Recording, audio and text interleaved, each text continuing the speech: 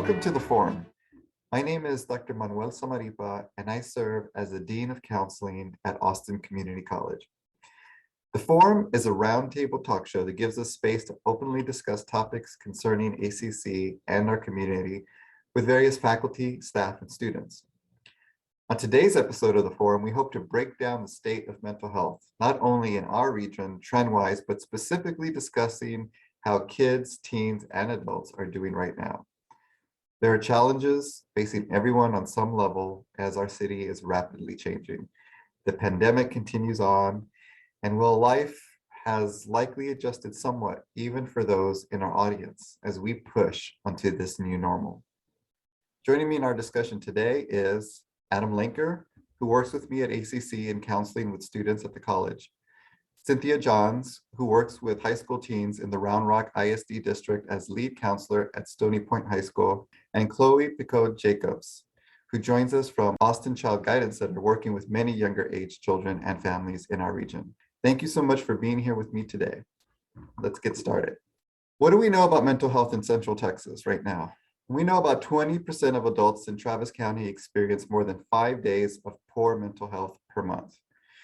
We know, for example, that the Latinx population has the highest rate of poor mental health days per month, about 26.6%. Since COVID, young adults, racial and ethnic minorities, essential workers, and unpaid adult caregivers reported having experienced disproportionately worse mental health outcomes, including increased substance abuse and elevated suicidal ideation. We're seeing a lot of fear. Fear for families, fear for community, fear for ourselves. The mental health of children and young adults has been uniquely impacted during the past 2 years. An already strained system prior to the pandemic, mental health services in Texas have struggled to keep up with the demand. Mental health providers are seeing a flood of referrals to their programs, leading to wait lists for precariously overstretched mental health professionals. Only 1 in 7 Texas children with major depression receives consistent treatment, almost half the national average. In Texas, less than 40% of Texas youth receive one adult service after aging out of child services, and less than 10% of those remain engaged in care by 19. So we have issues that are facing our population across the lifespan. Adam, let's start with you. What resonates with you right now with the general state of mental health? Things that resonate with me right now is this sort of languishing landscape that I think a lot of the students that I work with seem to experience. You know, we're 20 some odd months into this adjusted way of living and trying to operate and trying to keep things as quote unquote normal as possible. And you know, I've been used to, as many of my colleagues have, to trying to support persistence, and the things outside of the classroom are usually the things that we end up focusing on. And I would just say in the the last 20 months, 2 years, whatever, that it's those obstacles outside the classroom have just mounted, and it seems to be affecting students in a variety of ways. I notice with my more traditional aged students, they seem to be okay enough with kind of the state of everything remote. I see it affect different age groups differently, and so whereas I guess in some ideal sense these things would have maybe been addressed and we could have gotten back to a sounder, more normal. It just that the languishing is kind of something that stands out to me, and the effect of just being in this collective chronic trauma is something that stands out to me. Cynthia, what sticks out to you stats wise in our region? Well, I think for us in high school and seeing high school students, they're feeling lost. And when I say lost, we've had the most students who have taken the year off after graduation and not gone into college. We've also seen the highest number of student referrals for counseling services, not only high school counselors, like they're coming to come talk to us, in the office, but also that we're having to do referrals to outside agencies quite a bit, a lot more than we've ever done in the past. We've also seen a lot of students who are coming in just high anxiety, and talking about being depressed. And we all know that sadness is a part of life, but the fact that they just feel lost and they're not able to overcome as easily as they would have before when they have an obstacle in front of them. Also, one of the things that I feel that just the failure itself, like failure is a part of living and how we become successful in certain aspects of our life. And I think that students right now is that failure has become, it becomes insurmountable then for them because they can't get over that, and know that they can having those defense mechanisms to get through it. So that high anxiety, that high level of seeking help, that's what we're seeing a lot more in the school systems. Chloe, what about with you, with our younger kids and families? Yeah, well, in hearing all of the statistics that you mentioned, I'm thinking about our younger kids, especially the 0 to 5 kiddos whose the majority of their lives, for some of them, their entire lives have been in the context of this pandemic. So for older children, teens, and adults, they have a little bit of perspective. Yes, these have been especially challenging years, but they likely seem the exception to the rule. But for the very young kids, this is their life. It is not a new normal. It's just the norm. And so thinking about all of the brain development that happens from 0 to 5, that's really significant because everything that they're taking in, whether it's the fear that some of the other panelists have mentioned, the stress of their caregivers, the unpredictable nature of their school system, that is really going to do a number on their understanding of the world and of safety. And it could potentially be quite traumatic. So that's what I'm thinking of with every statistic that you're mentioning. Is the pandemic the main source for these trends, or are there other culminating factors playing into it in your eyes? So I definitely think that the pandemic and all the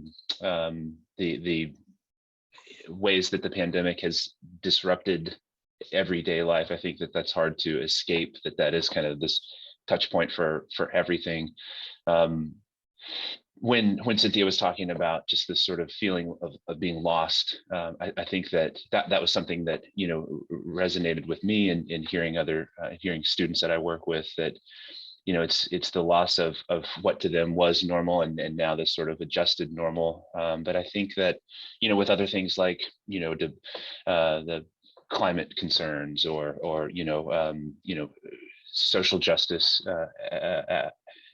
aspects, I feel like the world has changed for everyone, and it is a kind of a head spinning swirl of all kinds of really big things to have to try to get a frame on. And so I definitely think the pandemic is I mean, it's hard to ignore, obviously, the impact of that, but I feel like there are other things in there that kind of make it just kind of an interesting pile on.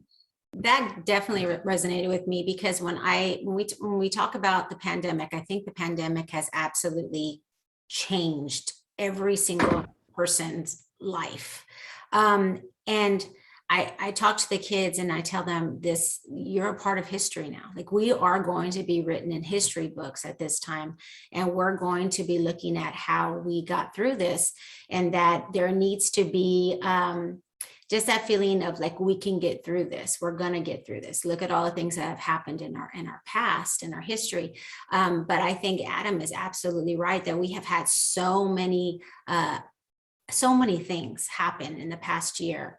And I think that the pandemic just added to it and just has changed everything. And whether we're going to go back to normal is a question. And maybe this is the new normal that we're developing right now for kids to get through, and for adults as well. Well, to answer your question about how responsible is the pandemic for some of these mental health trends that we're seeing, my first thought was it is very responsible. And then in some ways, it just illuminated so many of the societal and communal challenges that were already there, kind of broke open some of the disproportionality you're speaking to, the inequity around our health and education systems.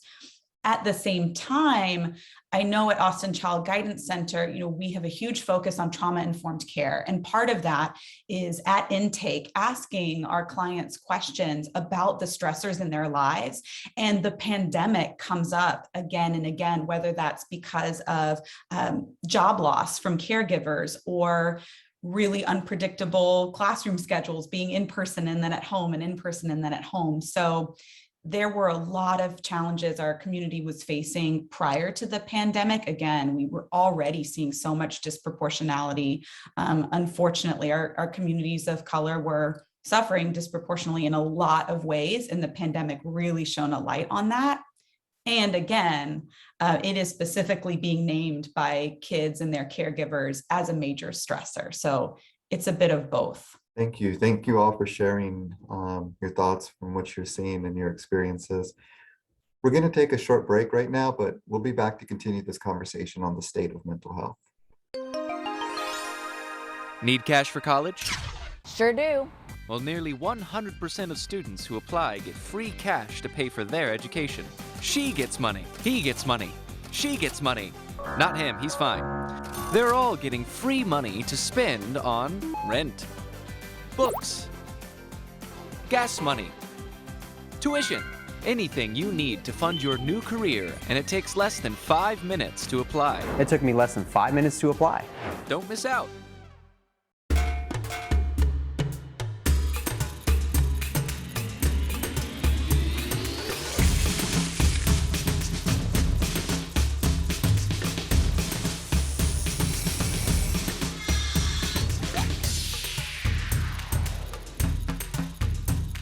Start here. Start here. Start here. Start here.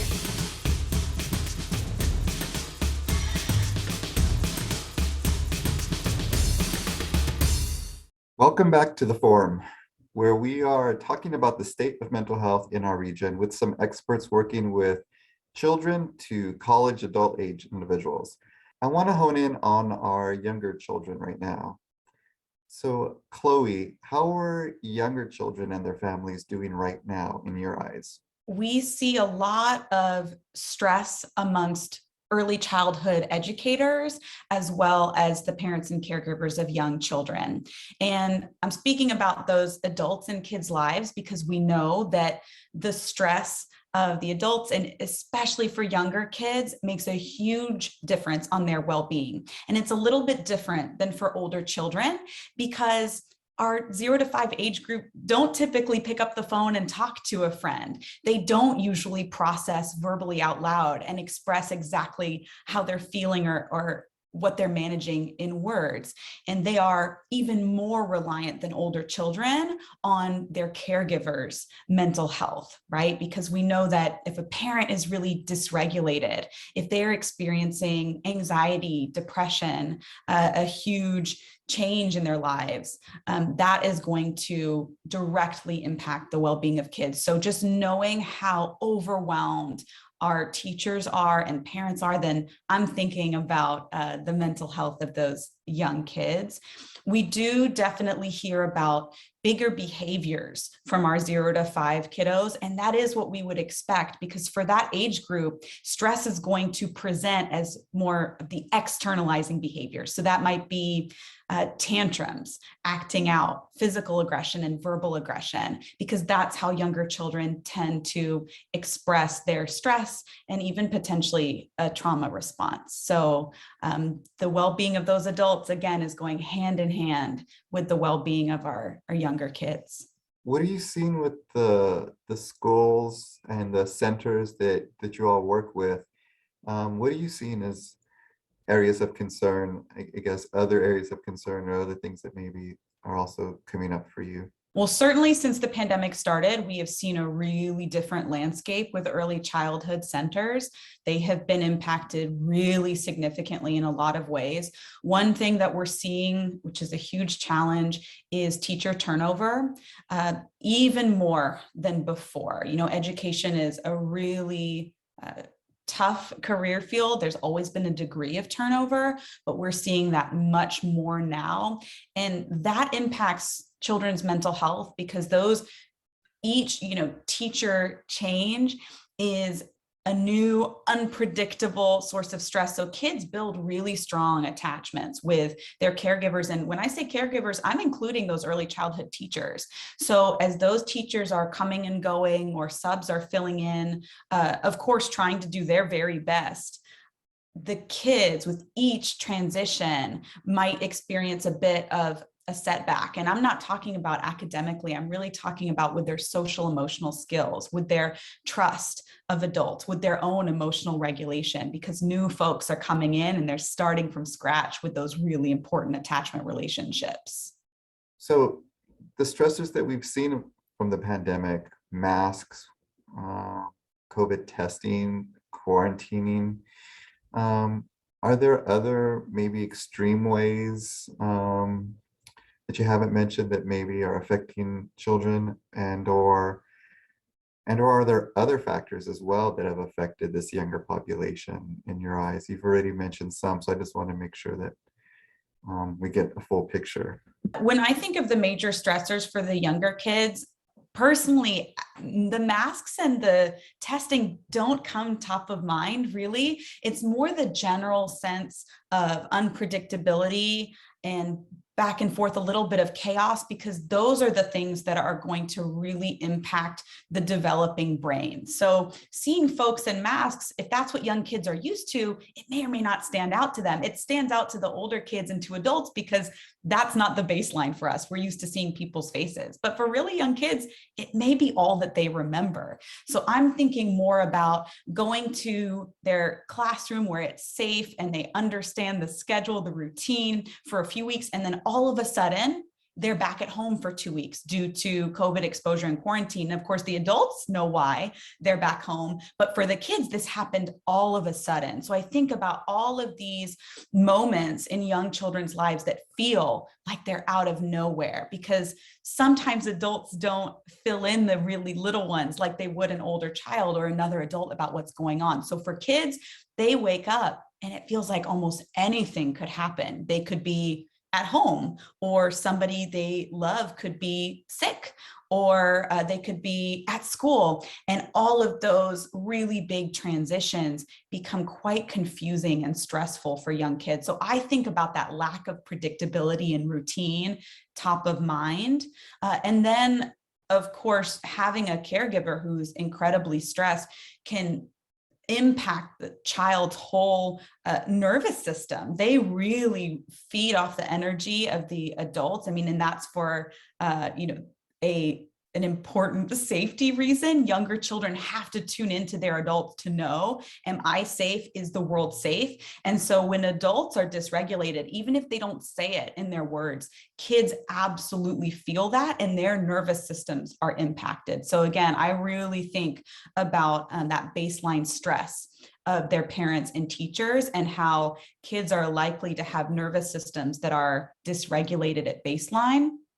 Another big thing, I know folks tend to think about the academic gap that young children are going to have, but really in the mental health field, we're thinking about the social emotional gap that there may be and the huge importance of teaching those skills and not crossing our fingers and hoping that kids pick up on those social emotional skills, but that they really need to be directly taught. And we can get more into that if you're curious, but I think that's a huge need, is making sure those little ones' social emotional skills are addressed. Well, let's move to those that are a little bit older, the elementary aged kids and children. Because we know they've been online learning. They were online learning all last year. I guess most are back in person, although, that's also been a little bit back and forth this year. And there was a lot of controversy at the beginning of the year, kids coming back, should they masks again? And what are you seeing in this age group? I think you were starting to allude to the differences between the younger kids and the elementary. So how has this affected them both in big and small ways?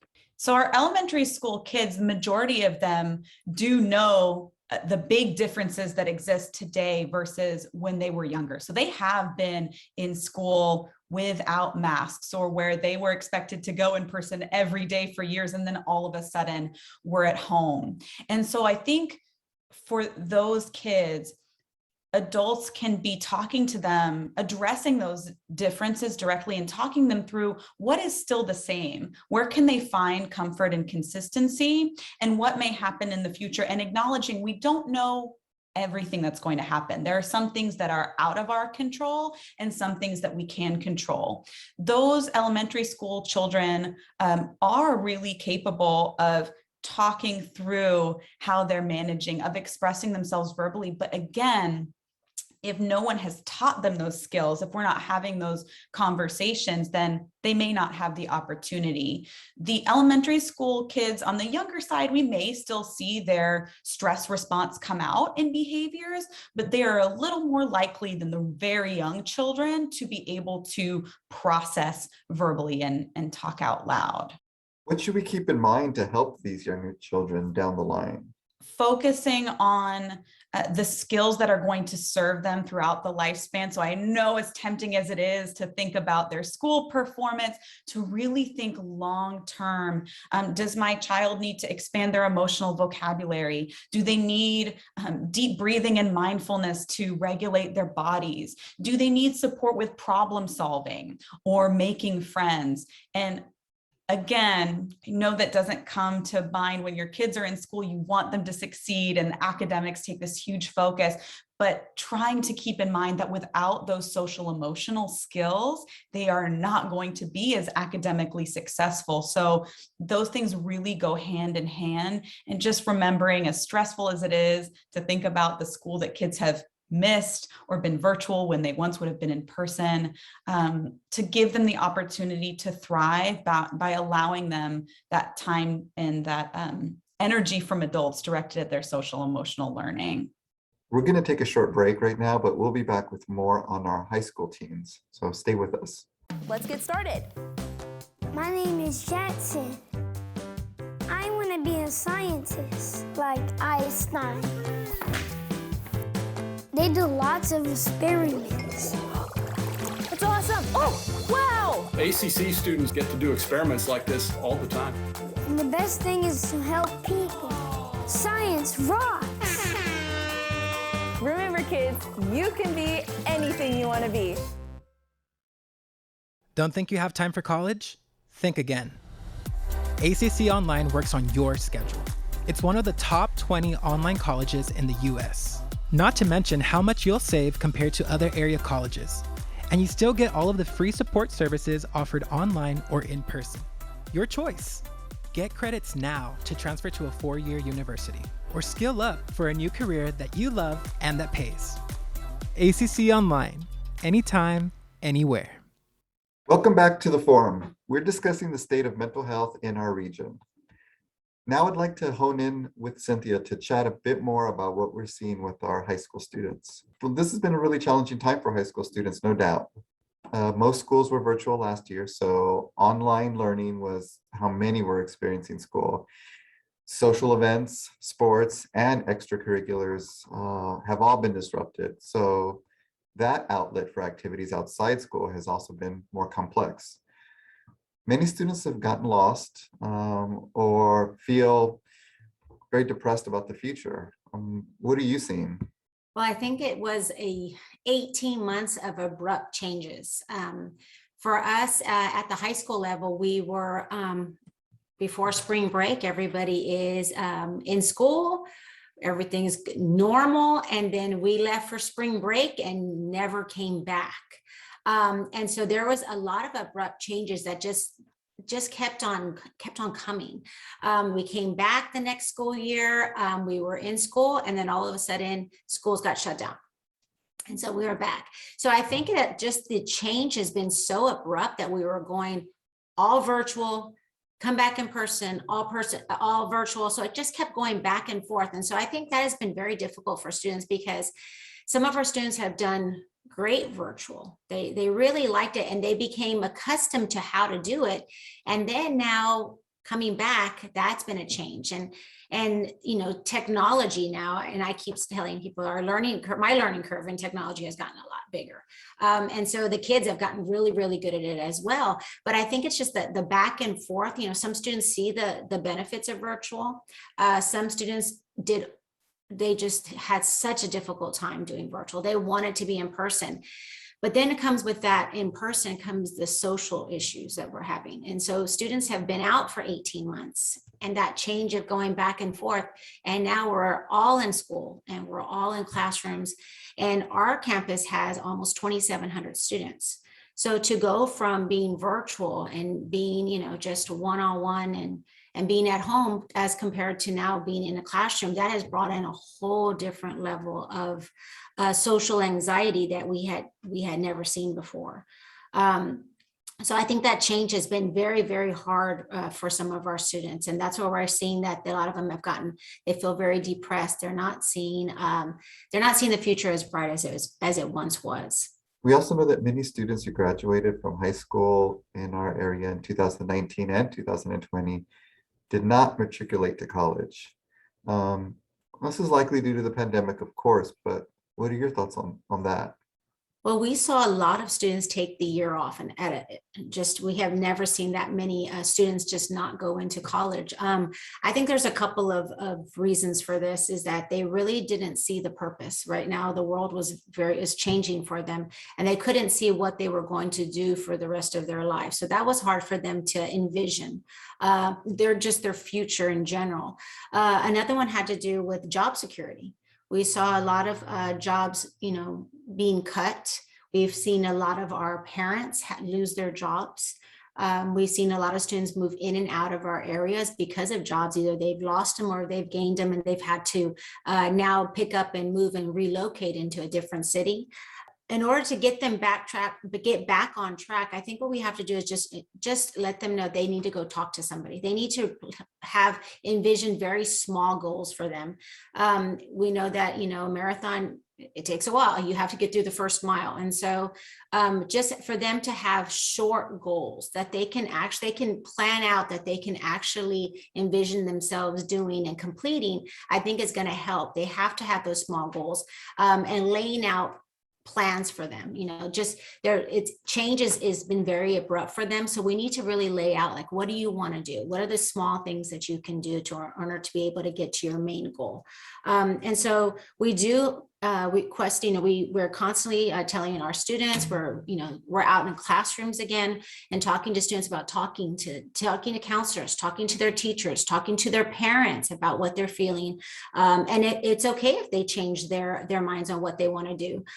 It's okay. And I think that for them to go ahead and explore other areas is great. Taking career surveys is one that we also recommend for our students, because maybe something that they thought they were going to do before the pandemic, maybe not something that is really calling their name anymore. So career inventories would be one thing that we would definitely say, take a look at what you want to do from this point on. That's one that I hadn't thought about. Maybe a lot of us, is that through this change, maybe it shifted what they want to do now. Mm-hmm. Maybe what's available to them, or maybe what they want to do with their life has shifted because of their experiences. You've mentioned a little bit about my next question, but I wanted to ask if there was anything else that you saw that we need to do to get them back on track, as you were saying, to get the skills that they need with our, our very competitive workforce today. I think that we need to, and Chloe kind of touched on this a little bit about academic. I think right now there's two avenues that we need to get our students back on track. I think number one is going to be social. We have to get our students back to socialization, and what are the norms for socialization, because they are struggling with that, being completely isolated, not being able to go into stores, now being in classrooms, and getting used to that. But the second part of that is the academic piece, and that's the part that Chloe touched on, is that we are seeing the gaps academically have gotten a lot bigger being virtual, because students couldn't see the purpose of what they were, the things that they were studying. So I think that in order to get them back on track, we need to really have these conversations of, like, do we change the way we are presenting information? Do we change the way a school day looks like? These are questions that, of course, I can't answer, but these are the things that kids are questioning. And we've done things so different, and to go back to the norm and 8-day school day and be in a classroom, is that what it is? Is that what's going to be successful for them? So I think these are the questions that are coming up that we do need to discuss with students and let them know that they do have a voice in this, and that they do have support, and they should ask these questions, because and as adults we need to listen to that, and to those questions of whether this norm of going all in into classrooms, and I know there's a lot of controversy about it, but they just came from a completely virtual learning environment. Do we take aspects of that and now move? We have a lot of students that ask whether they can go virtual all the time, and that's not an option for us. So I just think that we need to open up those conversations and get those gaps closed a little bit. Academically, it's going to be difficult, and we're seeing that with teachers. They're struggling to be able to get the kids caught up, and especially like in math and things like in those areas.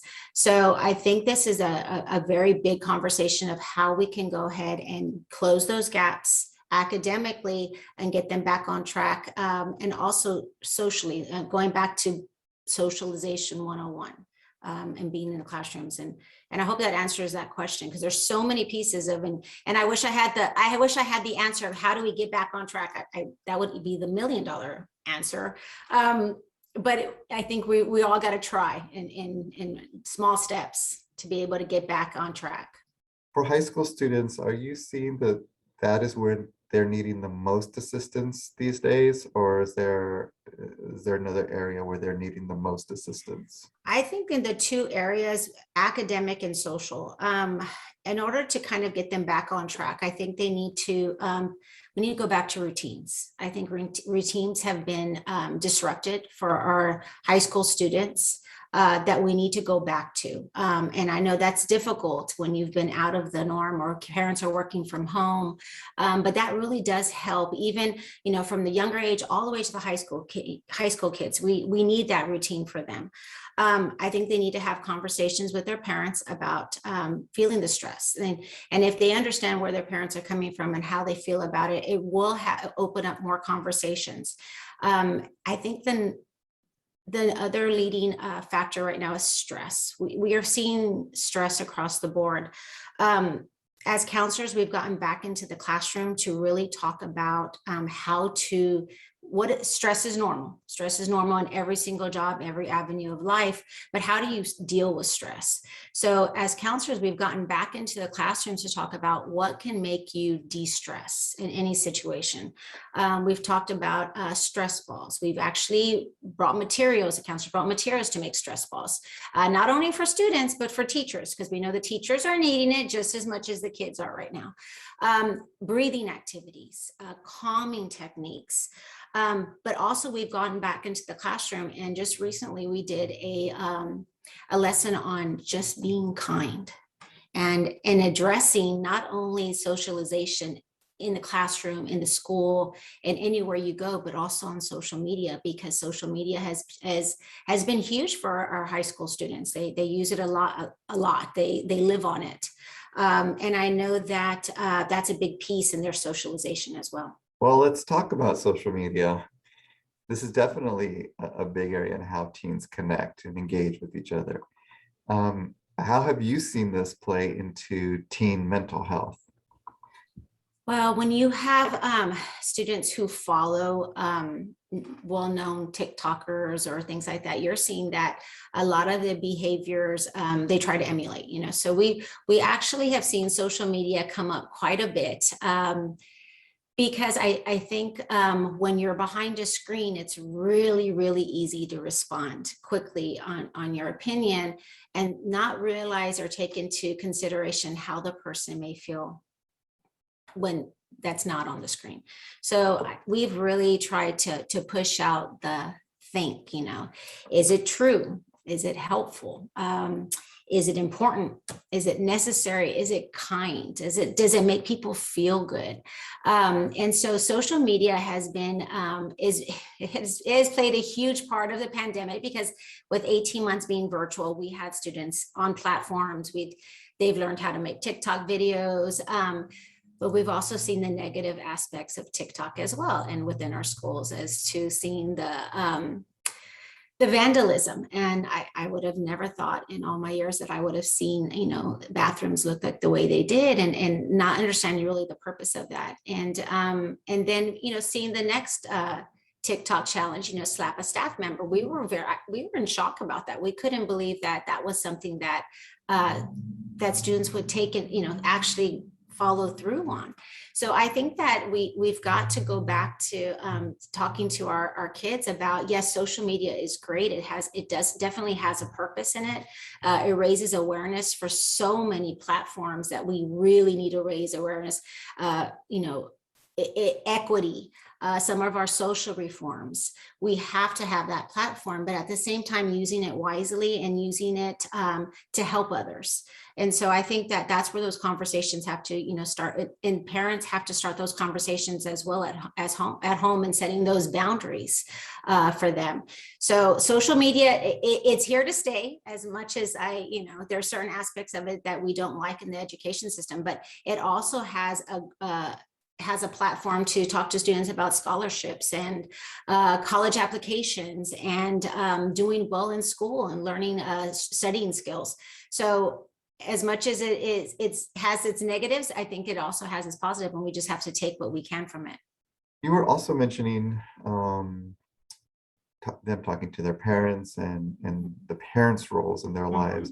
How should parents help our high school age kids right now? Maybe what's like the best advice in your eyes to help to encourage them at this point, all things considered? Well, I think our parents, and I'm a parent as well, being honest and really just speaking how they feel about what's going on, with the pandemic. We have seen more parents lose their jobs. We have seen a lot of loss in our community, loss in not only in jobs, but we are starting to find out how many family members our students are losing or have lost.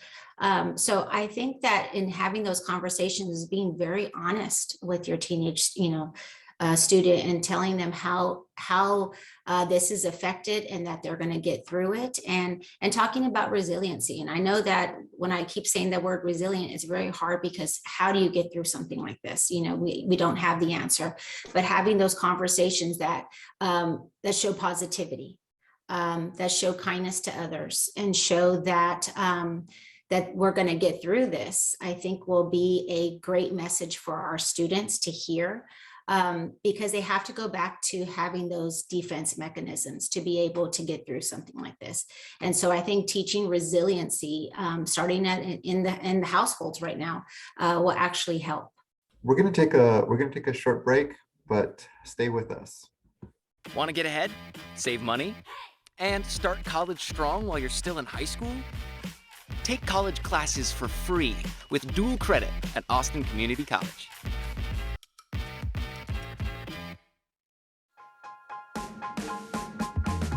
My name is Larry Davis, and I serve as the Chief Diversity, Equity, and Inclusion Officer at Austin Community College. I am the host of a new ACC TV show called Voices Under Equity, where we dive into the great work happening in diversity, equity, and inclusion at the college. Learn from some exceptional faculty members who are going above and beyond in making the classroom equitable to everyone. Hear from some of their students and why it all matters. Be sure to tune in to Voices Under Equity, only on ACC TV.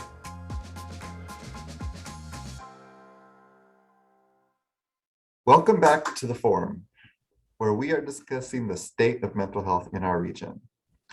Let's discuss our college students and adults right now. Adam, you work here at ACC with our students, which can really vary from more traditionally aged students to older career changers to everyone in between. What have you been seeing at the college over the last 2 years? There was something that Chloe had said earlier that sort of stuck out to me, which was that, the pandemic was this sort of accelerant to a lot of the things that had been there. And I think in the last 2 years, in the last 20 months, I feel like I've kind of observed this in sessions with students, kind of depending on where the student is on sort of lifeline or kind of the lifespan, to see how it's impacted them. The people have mentioned, the general sort of loss and just kind of feeling lost. For so long, it's just this well-worn path of, you go to preschool to get into, to do well in elementary school, you do well in elementary school to get into middle school, you do well in middle school and high school and into college, and then you do your life. And then, like, what happens when life fundamentally changes, or what we think about life fundamentally changes, how we deal with it, what impacts us from that. One thing that I've seen, with clients that I've worked with, but also with colleagues, is as we have collectively sort of dealt with this huge thing, this big fundamental game changer, just reflecting kind of honesty with where we all are kind of in dealing with it. More emphasis within, mental health clinicians for their own self-care, and kind of emphasizing and supporting that. I think that's not that I use my clients for my own therapy, I've got my own therapy for that, but that kind of, just being genuine, and being able to sort of validate that this is a weird space to be in. And weird, I think, really puts it lightly, because it's from weird to really tragic, and anywhere in between. I have seen, with the everything was what it was before Friday the 13th, heading into spring break, and then everything was what it became after that. The adjustments that had to be made, and sort of all of the growing pains that were associated with that. And then, for students that was a struggle. That was a struggle, and that was a persistent struggle throughout all of everything from home. And then, seeing it now sort of on this end of the cycle, as students are faced with more and more in-person sections, dealing with how do I now readjust to being back in that sort of social milieu, and having been able, there's a handful of students that I work with, that I've worked with for a while, that they took it very seriously, and they really locked down, and they were very cautious and protective of their health. And now having to kind of see some amount of permeability with that boundary, and kind of reintegrating into in-person spaces, this anxiety that never really left is become something new, and it's become something that is sort of, it presents a new set of challenges that students are having to deal with. Not to say that everybody that's anxious deals with depression, or everybody that's depressed deals with anxiety, but seeing that healthy overlap that's always there, and how that those sort of feedback loops have been impacted. That's, and then, working with the non-traditional college students that have families of their own, and that are also, their students and their parents, having conversations with them of that, as we're kind of groping around somewhat blindly, trying to figure out how to operate those parents and those concerns that come from that place of supporting. How do we deal with all the what the hex that are going on? What have you seen as ways that we've tried to help these individuals, and any successes worth noting during this time? Well, I think that, necessity is the mother of invention or innovation. I think whenever we were all presented with nothing in person, the quickness with which we had to adapt, and the nimbleness that we had to, and not just within ACC, within any sort of, within the whole helping profession, of having to adjust everything to be, ethically, secure and sound, and by the book, in terms of getting telemental health platforms up and running. I feel like from the perspective of ACC, when we went through that transition, I was proud of how nimble ACC was in adjusting to that. I think it was pretty much 2 weeks, and we had kind of landed into our telemental health flow. Having such a big footprint and having 11 or however, I think 11 campuses, something 12, I don't know, something like that. We'll say 12, give or take. That there have long been issues of access to, our rural communities, and certainly rural communities, maybe they still have to deal with kind of lower bandwidth internet. But I feel like being able to take a string and tie it from a therapist's office to a client's bedroom or to their car outside, to kind of have their little private space. As much of a challenge as that's been, as much as that's still been an approximation for in-person sessions, I feel like that was a lifeline that so many people clearly needed. And while, it's not the same as in person, I do feel like that was a really good boon for trying to do what we could to support mental health in the way that we could. Successes, I think that pre-pandemic, and then since the pandemic has started, I've really tried to lean into collaborations with other departments, with other entities. I feel like I know our clinical counseling partnership with places like our Student Life, that was something that I was really proud of, because they were so good at being able to have really still enriching and captivating events. And we kind of got to glom on and kind of do some mental health stuff, wheeling and dealing with it. But that's been something that I feel like has been helpful and I've been proud of. And I also feel like, our mental health groups, our ability to actually lean into providing ongoing mental health support groups, for stress and anxiety, which kind of covers most or a lot, certainly, of what we've been talking about and trying to support in that way. Some people have quit to reset, how they want to work and how they want to live in the future. So in your eyes, how has this played into mental health with our adults? I think, the way that I sort of have come to understand the process of grief, I think that, this is the way that I see it. This is a way that we are kind of collectively grieving. Again, we invest into what my plans are going to be and how important, I'm doing this to get to here.